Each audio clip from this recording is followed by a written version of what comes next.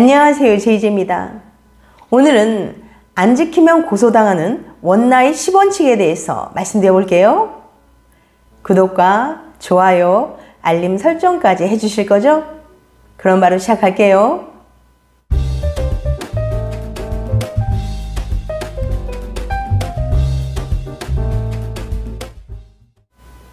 요즘에는 미혼 남녀가 결혼 전에 성관계하는 일은 흔한 일이 돼버렸습니다.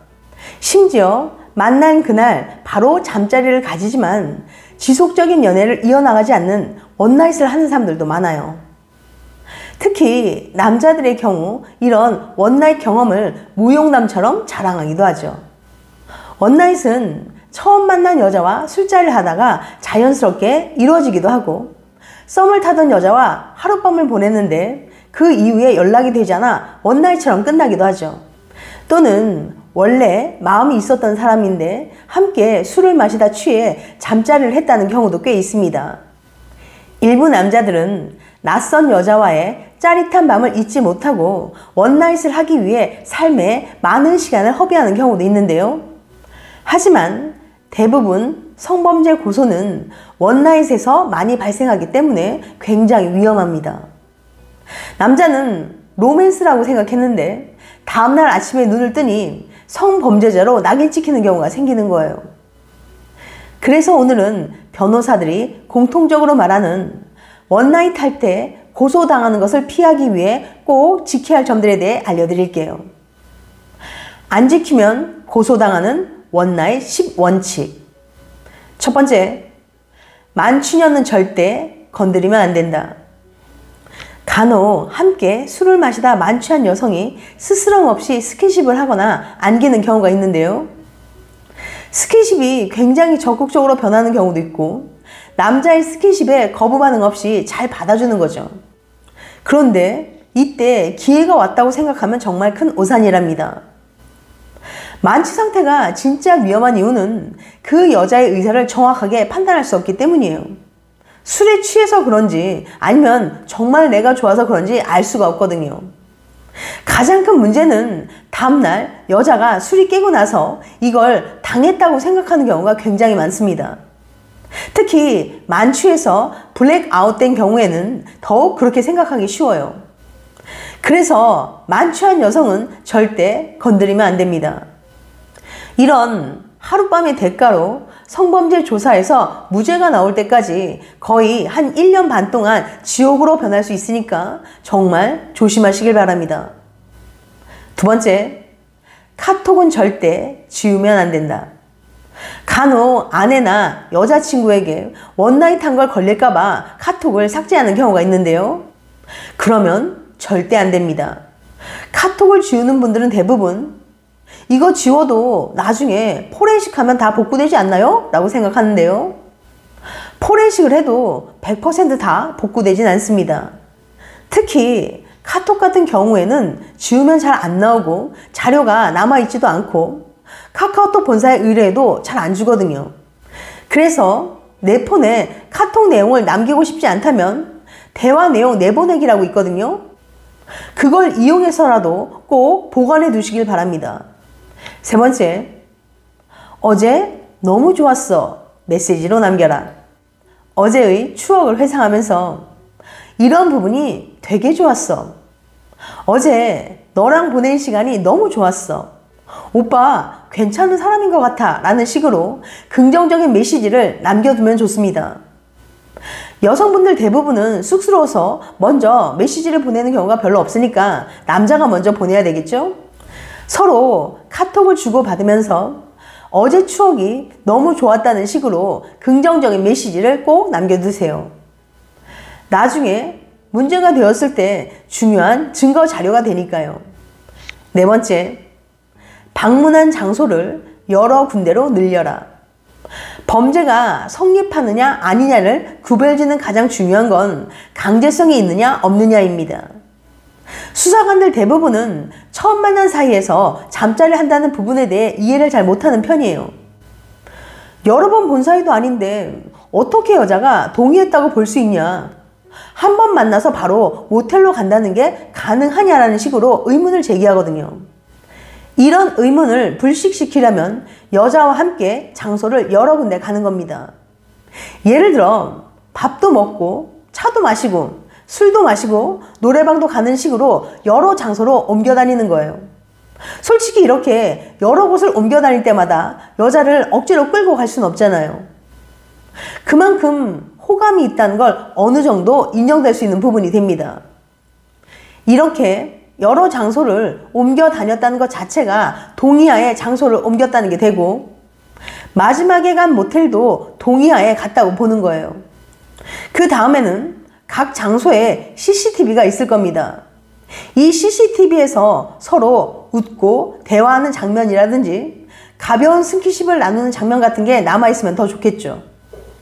또는 둘이 다정하게 셀카를 찍어서 남겨놓는 것도 좋습니다. 요즘은 인생 네컷이나 포토이즘 같은 스티커 사진도 많잖아요. 이런 것도 같이 찍으면 굉장히 좋으니까 이런 것들도 많이 활용해 보세요. 5번째, 여자가 아니라고 말하면 튕기는 걸로 생각하지 마라. 예를 들어서 설명해 볼게요. 만약 여자와 술을 마시다가 둘이서 편안한 장소에 가서 술 한 잔 더 하자고 모텔에 동의하에 갔어요. 그러면 남자들은 모든 스킨십뿐만 아니라 성관계를 포함한 것까지 다 동의했다고 생각하는 경우가 많은데요. 여자 입장에서는 어느 정도 호감이 있어 정말 술 한잔 하려고 모텔에 간 거지, 그렇다고 해서 반드시 성관계까지 오케이 한 건 아니라는 거예요. 이게 재판부에서도 그렇게 봅니다. 착각하시면 안 되는 게, 남성분들은 이 여자가 나랑 모텔까지 갔어? 그러면 뭐 성관계까지 오케이 한 거 아니야? 라고 생각하시면 안 됩니다. 모텔에 들어갔다 하더라도 반드시 여자에게 물어봐야 돼요. 물론 여자도 남자가 마음에 들고 호감이 있으니까 함께 모텔에 갔겠죠. 하지만 성관계까지도 동의한 건 아닐 수 있다는 거예요. 실제로 이런 사례도 상당히 많고요.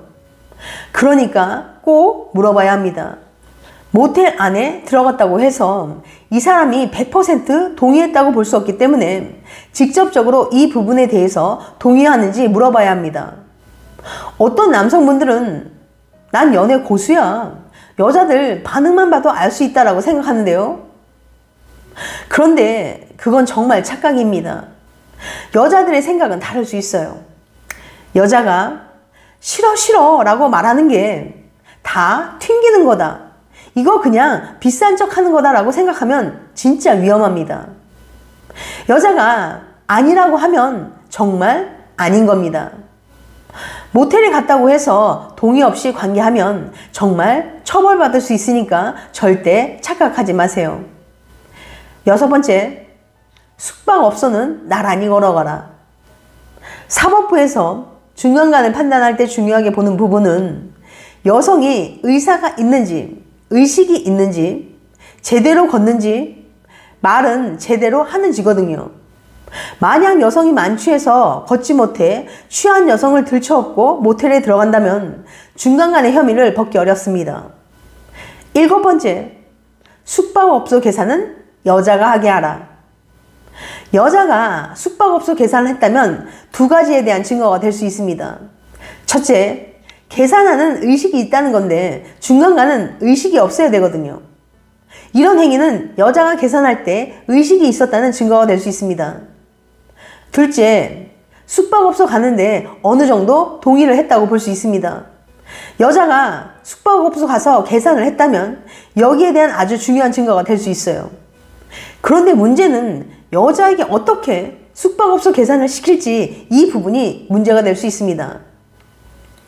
솔직히 낯선 여자가 처음 가는 모텔인데 여자가 계산하는 경우는 거의 없거든요. 그럼 어떻게 하면 여자가 숙박업소 계산을 하게 할 수 있을까요? 가장 좋은 방법은 만나서 여러 장소를 옮겨 다니며 밥값, 커피값, 술값, 노래방비까지 남자가 계산했다면 숙박업소 정도는 여자에게 계산하도록 자연스럽게 유도할 수 있어요. 그런데도 여자가 계산하기를 꺼려한다면 신발끈이 풀어져 묶는 척 하면서 카드를 주며 여자가 대신 결제하도록 유도해 보세요. 그냥 들떠가지고 자기가 먼저 계산하겠다고 하지 마세요. 여자에게 계산할 기회를 주세요. 8번째, 가급적 녹음을 하라. 이게 사실 좀 굉장히 민감한 문제입니다. 상대방 입장에서는 이게 굉장히 불쾌할 수 있잖아요. 나한테 동의를 구하지 않고 녹음을 한다는 게 불편할 수 있어요. 그런데 이게 남자 입장에서는 사실상 자신을 방어할 수 있는 최후의 보루라고 할 수 있습니다. 실제로 이런 사례가 굉장히 많아요. 다른 모든 증거들보다 녹음이 가장 효력이 세거든요. 그런데 주의할 점이 있는데요. 녹음을 하되 유포하거나 자랑하려고 친구들에게 들려주거나 하면 절대 안 됩니다. 이건 심각한 범죄가 될 수 있기 때문이죠. 9번째, 잠수 절대 금지. 헤어지고 나서 잘 들어갔는지 인사하고 연락하는 건 기본 매너인데 이것도 안 하는 남자들이 있어요. 여자들이 가장 싫어하는 게 서로 마음이 통해 호감이 가서 모텔에 가서 남자랑 잠자리 했는데 다음날 눈 떴는데 남자가 말도 없이 그냥 혼자 버려두고 가버리고는 연락두절이 된 경우입니다. 이런 경우 여자 입장에서는 자신의 감정을 무시당하고 버림받았다고 느낄 수밖에 없어요. 본인이 매우 가벼운 여자가 된 듯한 느낌을 받아서 자존심에 큰 상처를 입게 되고요. 그래서 화가 나서 고소를 진행하는 경우가 있습니다. 여자가 하늘 품으면 5, 6월에도 서리가 내린다고 하잖아요. 하늘 품게 하면 안 됩니다.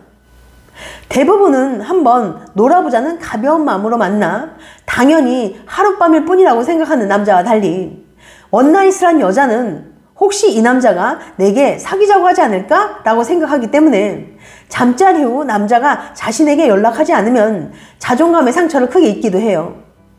남자는 스킨십 자체가 목적이고 그 목적만 달성하고 나면 잠수 타는 행동을 하는데 절대 그렇게 하지 마세요. 10번째, 함부로 사과하지 마라. 요즘은 고소도 그냥 하지 않습니다. 변호사의 코치를 받는 경우가 많아요. 그래서 장문의 카톡이 이렇게 오는 경우가 있어요. 평소에는 오빠 나 너무 힘들어 라고 하면서 애교 섞인 말로 얘기하는데 갑자기 정제된 말로 장문의 카톡이 오는 거죠. 그러면서 사과를 집요하게 요구합니다. 사과하면 내가 용서해 주겠다는 식으로 뉘앙스를 계속 풍기면 절대 사과하시면 안 됩니다. 이런 경우 변호사의 코치를 받고 있을 가능성이 매우 높거든요. 그런데 문제는 대부분의 남자들은 이런 상황에 맞닥뜨리면 일단 피하고 모면하고 싶어 하거든요. 그래서 일단 여자에게 미안하다고 하고 마는데 그렇게 하면 절대 안 됩니다. 이러한 사과가 정말 유죄의 결정적인 증거가 될 수 있어요.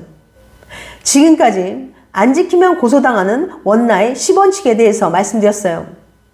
다시 한번 요약해드리면 안 지키면 고소당하는 원나잇 10원칙. 첫 번째, 만취녀는 절대 건드리면 안 된다. 둘째, 카톡은 절대 지우면 안 된다. 세 번째, 어제 너무 좋았어 메시지로 남겨라. 네 번째, 방문한 장소를 여러 군데로 늘려라. 다섯 번째, 여자가 아니라고 말하면 튕기는 걸로 생각하지 마라. 여섯 번째, 숙박업소는 나란히 걸어가라. 일곱 번째, 숙박업소 계산은 여자가 하게 하라. 여덟 번째, 가급적 녹음을 하라. 아홉 번째, 잠수 절대 금지. 열 번째, 함부로 사과하지 마라. 다음엔 더 재밌고 유익한 영상으로 찾아뵐게요. 끝까지 시청해줘서 감사합니다. 다음에 또 봬요. 안녕.